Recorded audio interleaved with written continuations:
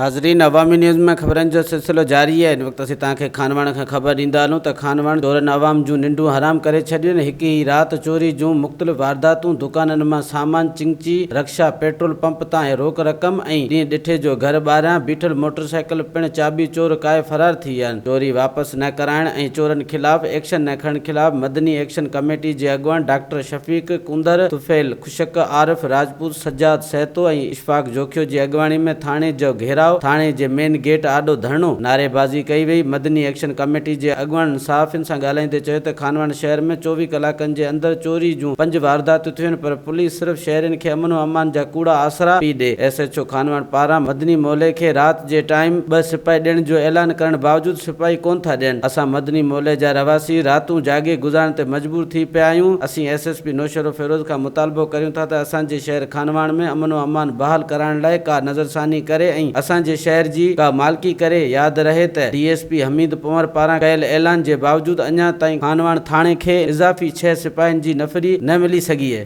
वधीक ख़बरुनि ऐं तफ़सील जे लाइ विज़िट कयो असांजी वेबसाइट awamiNewsHD.com ऐं ॾिसंदा रहो अवामी न्यूज़ HD।